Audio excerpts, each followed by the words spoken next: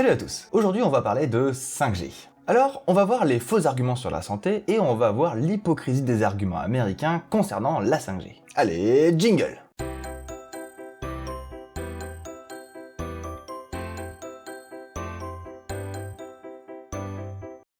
Déjà, c'est quoi la 5G? En gros, tu vois, avant il y avait la 3G, puis après il y a eu la 4G, encore plus rapide, et bien maintenant on va déployer la 5G. Alors la 5G c'était déjà assez suffisant pour nos téléphones. Mais la 5G va surtout être déployée pour connecter tous les objets du quotidien, comme la lumière, une bouilloire ou même une enceinte connectée. Non, je ne suis pas sponsorisé par Xiaomi. Et si tu veux en savoir plus sur ces détails-là, je t'invite à aller voir la vidéo de Bonjour Monde qui a travaillé avec CNXL sur le sujet. Alors, le premier truc auquel tout le monde pense quand on parle d'ondes, c'est la 5G est-elle dangereuse pour la santé? À l'heure actuelle, la réponse est simple, c'est non. Mais des gens vont te dire qu'on ne sait pas, que peut-être, que machin, que bidule. Bah en fait, si, on sait. 3000 études scientifiques et plus de 20 ans d'utilisation des téléphones, on a quand même une bonne idée de la dangerosité des ondes. Tout dépend du type d'onde. Mais je ne vais pas traiter ces cas ici, car Antoine, de la chaîne de vulgarisation scientifique D'où ça vient, te l'expliquera bien mieux que moi. Moi, je vais plutôt vous parler de la démarche scientifique et le pourquoi on ne pourra jamais prouver à 100% l'innocuité des ondes 5G. Michel Jouvet, un neurobiologiste français, disait « L'absence de preuve n'est pas preuve de l'absence ». En gros, ce n'est pas parce que je n'ai pas de preuve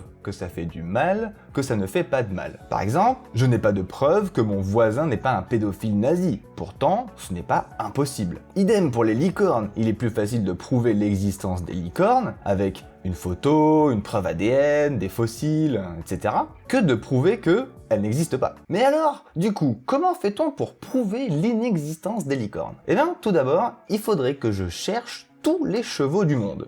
Et que je te montre que tous ces chevaux n'ont pas de cornes, ni même de crinière arc-en-ciel. Mais alors, mon voisin potentiellement pédophile nazi pourrait me dire est-ce que tu es certain d'avoir trouvé tous les chevaux du monde? Et ben malheureusement, la réponse est évidemment non. Parce qu'on ne peut jamais être sûr à 100% que les licornes n'existent pas. Donc, on fonctionne dans l'autre sens. Si depuis 50 000 ans, on n'a personne qui n'a vu de licorne de manière répétitive, et si on n'a même pas un nano-indice que les licornes existent, alors dans ce cas, on est presque certain que les licornes n'existent pas. Et j'insiste bien sur le presque certain. Et bien les ondes c'est pareil. Après des dizaines d'années d'expérimentation, on trouve qu'il n'y a pas d'effet d'onde sur la santé, car toutes les dispositions ont été prises pour éviter les effets connus et reproductibles. Maintenant, il y a des gens qui viennent te dire qu'ils sont électrosensibles, qu'ils sont malades en présence d'ondes. Et bien, dans ce cas, il faudrait que la personne électrosensible sache nous montrer que même quand il ne sait pas qu'il y a des ondes autour de lui, il est quand même électrosensible. C'est juste de la logique. À ce niveau-là, ce n'est même pas de la science. Car quand on fait les tests, ondes plus la personne sait qu'il y a des ondes, évidemment, elle est malade.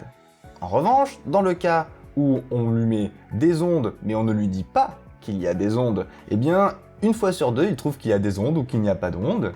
Et idem, quand on ne met pas d'ondes et quand on ne lui dit pas qu'il n'y a pas d'ondes, et bien dans ce cas-là, pareil, une fois sur deux, il est malade, pas malade, donc c'est complètement aléatoire. Le risque dans tout ça, c'est que ça veut sûrement dire que le problème est ailleurs, et peut-être même que cette personne a un vrai problème de santé qu'il est en train de mettre de côté. En plus, comme on l'a dit dans la dernière vidéo sur les pesticides dans le vin, il y a sûrement bien d'autres choses qu'on connaît déjà aujourd'hui qui devraient inquiéter pas mal de monde.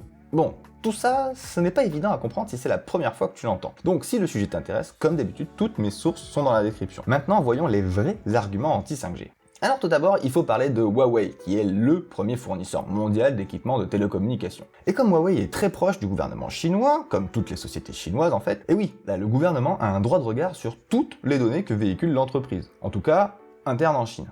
Mais du coup, c'est quelque chose qui fait peur au gouvernement américain, donc depuis 2012, les États-Unis ont interdit l'installation de tout équipement provenant de Huawei petit à petit. Voyons les événements les plus récents à ce sujet. 13 février 2018, le directeur du FBI, Chris Wray, met en garde contre l'achat de téléphones Huawei. 22 mars 2018, Huawei perd Best Buy en tant que distributeur commercial. 2 mai 2018, le Pentagone interdit la vente de téléphones Huawei sur les bases militaires américaines. 29 janvier 2019, les États-Unis révèlent 23 chefs d'accusation contre Huawei pour vol et fraude présumée de secrets commerciaux. Et en bon samaritain évidemment, le 6 février 2019, le département d'État américain décourage les pays européens d'utiliser les équipements Huawei dans le déploiement 5G. Et enfin, coup de grâce, il y a quelques semaines, Huawei n'a même plus le droit d'utiliser Android, ou du moins les applications du service Google sur leur prochain téléphone. Bon, maintenant qu'on a bien flippé, doit-on vraiment avoir peur de Huawei? Aujourd'hui, franchement, on n'en sait rien. Mais on peut se poser une autre question. Qui d'autre peut installer le matériel de 5G? Car c'est bien gentil d'avoir peur de la Chine, hein. Mais c'est comme le nucléaire. Si t'as peur du nucléaire, il faut aussi se demander, est-ce que les alternatives font réellement moins peur? Eh bien, par exemple, il pourrait y avoir Cisco, entreprise américaine qui a brillé dans le passé grâce à Monsieur Edward Snowden, qui a révélé une histoire de mouchard informatique installé dans les équipements même de Cisco, et probablement dans d'autres entreprises, qui a alimenté les services secrets américains. Donc, on a les États-Unis qui nous déconseillent de prendre Huawei, car ils risqueraient de faire ce que les États-Unis ont déjà fait. Un poil hypocrite, non? Finalement, à choisir entre des sociétés américaines qui ont déjà prouvé qu'elles nous surveillaient et Huawei où tout reste à prouver, c'est un peu comme une élection. Bah finalement, hein, tu prends le moins pire. Mais alors, lequel c'est? Eh bien, ça va être difficile de savoir, car l'importance stratégique d'un tel marché pour la société qui gagnera est hyper important. Il faut savoir aujourd'hui que c'est une véritable guerre qui s'opère entre les différents opérateurs qui vont installer ces différents équipements. Car au final, celui qui contrôlera ces informations-là, c'est celui qui contrôle le pétrole de demain, les données personnelles. Donc, s'il y a un sujet qui doit vraiment nous intéresser, c'est qui va contrôler tout ça? À part ça, strictement rien ne devrait t'inquiéter à ce sujet. Alors, à ton avis, toi, tu prends les Chinois ou les Américains? N'hésite pas à me donner ton avis en commentaire et surtout à aller voir la vidéo des copains sur le sujet que tu retrouveras dans les fiches et dans la description. Allez, c'est tout pour cette vidéo. Si tu viens souvent sur la chaîne, n'hésite pas à t'abonner et à activer la cloche de notification qui te permettra de ne rater aucune nouvelle vidéo. Mais le meilleur moyen de toute façon de me soutenir, c'est de parler de ce que tu apprends ici autour de toi. Du coup, si ça t'a plu, tu sais quoi faire et je te dis à bientôt.